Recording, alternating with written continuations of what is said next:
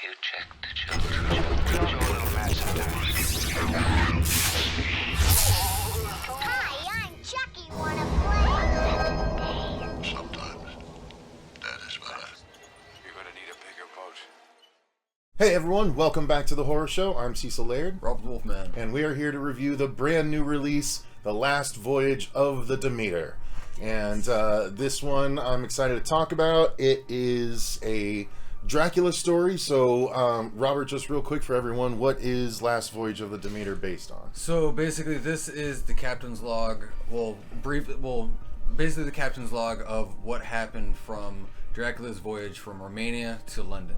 So if you're familiar with the book and or the Francis Ford Coppola movie Dracula, they briefly touch on the events of what happened with the crew and everything like that, but we never really got to see or know what actually happened.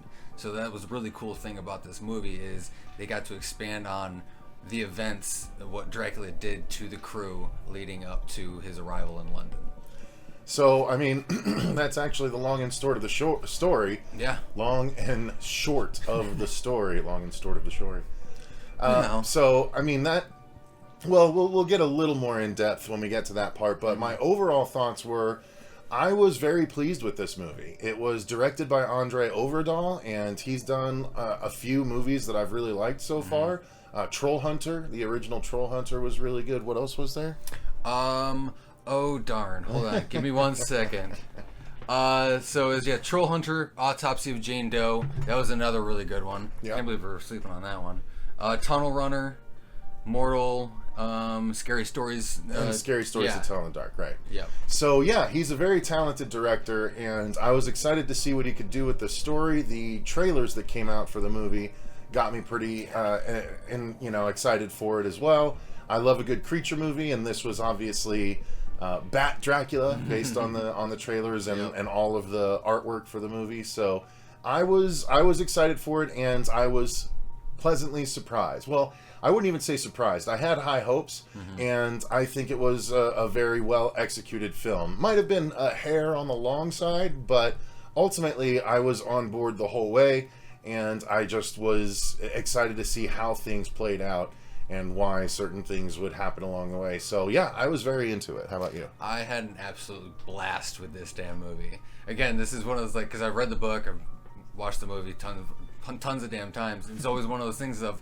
well, what the hell have really happened? What were the events of the voyage? And we finally got to see it, and what was cool is they had some leeway and liberty to play with the story and flesh it out. They really gave us moments with each member of the crew, which was really nice. It was they definitely took that time to give you a little bit more feel when it's damn, But from start to finish, I had an actual blast with this movie. Again, yes, kind of echoing with Cecil, it was a little long, so not going into spoilers, but they could have shaved off some minutes and it would have ended perfect. So again, expanding briefly on the story, the whole movie is about the Demeter from the boxes from Romania being loaded onto the ship, to the crew being selected for the ship, and then the voyage begins and we're off and running. So we more accurately follow a man named Clemens, who is who's a black man that's now trying to get back to London because he's actually become a doctor and he has been trying to get a job, and so he's trying to make it back to London, and he is brought onto the ship as a crewman, and he is the key figure that we're following through the whole movie essentially, and everything that's happening we're kind of with him along the way, so to speak. And then it's just how does everything happen on the ship to the crew and everything like that, and that's as much as we want to say about the story, most likely. Absolutely. So honestly, we want to segue into some of the effects. Well, how did you like how the story played out? Fair. No, that's fair. I was very happy with it because it was one of those things if you've read the book or seen the movie, you kind of know there's no happy ending, and they delivered very well. The emotional ties you had with certain character deaths, because obviously people are gonna die, but they did really well with playing it out, and not focusing too long or not focusing enough on one. They had a pretty damn good balance. So I was pleasantly happy. Yeah, I say the same thing. Again, it might have been a little long at parts here and there, but I wouldn't be able to point to a specific scene and be like, oh yeah, you can cut that or cut this part of this down or anything like that. I see why it was all there. It just felt a little drawn out at times, but not like a lot or anything like that. But yeah, the story itself was engaging. Like we're following them through the voyage, Sure. So you can't. I know it took a long time, so but you don't necessarily We're want not your movie. flying, You don't you want know? your movie to feel that way. Well, necessarily. But yeah, so that I think the story played out in an interesting way. I was not altogether surprised when one particular thing happened, but I was a little surprised. I was like, "Oh, they did that. Okay, all right, interesting." But I did see something foreshadowed very early on when you unfortunately you see a whole crew and a dog, and I'm like, "Oh, gee." Yeah. I wonder what might happen I'm here. honestly though, they played it well enough because you didn't.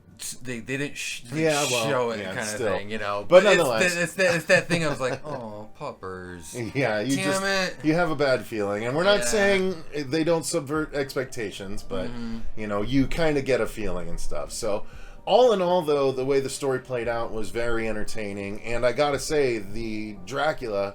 I guess I'll expound on this more during the effects. But the Dracula creature, or the vampire creature, I guess, they don't... Yeah, they do refer to him as Dracula. Yeah. So, the Dracula creature, to me, this is the coolest / scariest representation of Dracula that I've seen. Now, I haven't seen every Dracula movie, but I've seen all the modern ones. And then I've seen a couple of the older ones, like the very first one I saw from, you know, the... Bela Lugosi. Yeah, exactly. Yeah.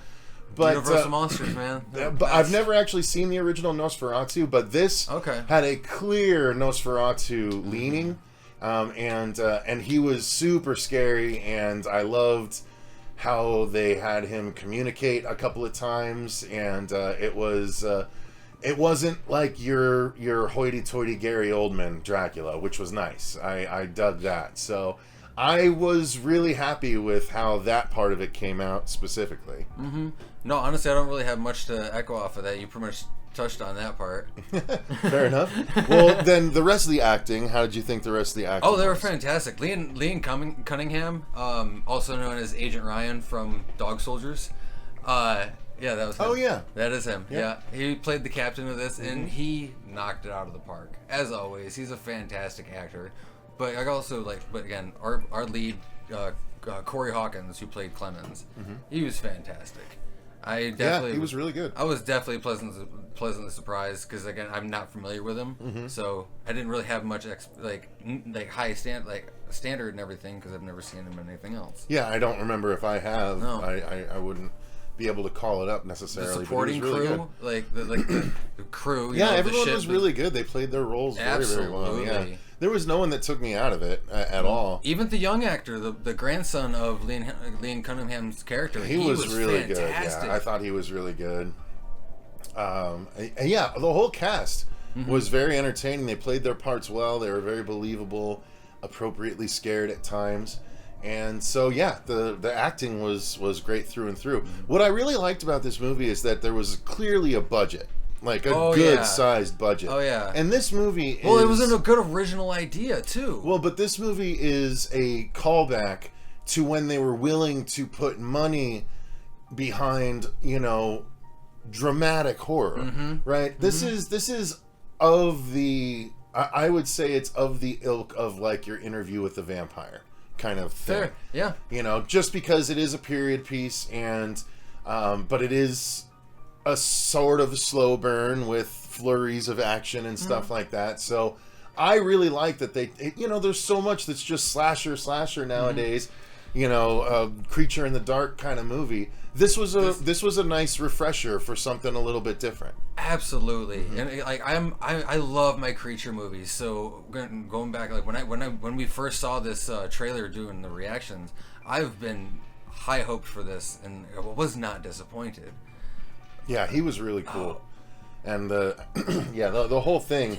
The effects. I mean, we might as well just talk about the effects. Yeah, let's get into that. I love that they use so much practical in this. The creature is practical a majority of the time. Yes, there are some shots, some flying shots, and again, you see some of that in the trailer, and so there has to be CG here and there, but it's used so effectively and so briefly that it's hard to, it's not hard to tell where. You'd probably be like, oh, that was probably CG. Well, yeah, but it's not like it's not on screen long enough for you to focus on it and be pulled out of the movie. Well, and that's the nice thing too. That is the perfect mix of practical effects with CG enhancements for like the real dramatic movements that you're not going to be able to get with a guy in a wire suit, in the makeup. But I was so happy with, especially with the design of what they did for this Dracula, because again, like what Cecil was talking about earlier, is it definitely had a very Nosferatu model after it, and holy shit, he has been or is the scariest rendition of Dracula we've gotten on screen ever. Like that's what's cool. I'm sure. I think there was probably some comics or animes and everything that they've done. Yeah, I'm sure there might. But on screen in live action, live action on screen Dracula, this is the coolest and scariest design that we've gotten, and he doesn't take no shit. He doesn't prance around. He will you up. Yeah, and have fun doing it. Yeah.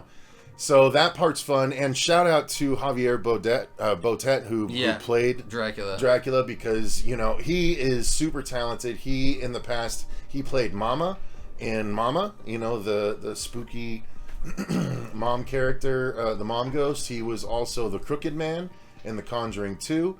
He was the homeless leper character in Stephen King's It. Chapter 1, I believe. Yes. So he has done a lot of really good creepy shit, and he just was given a chance to really shine here. So yeah, that part was awesome.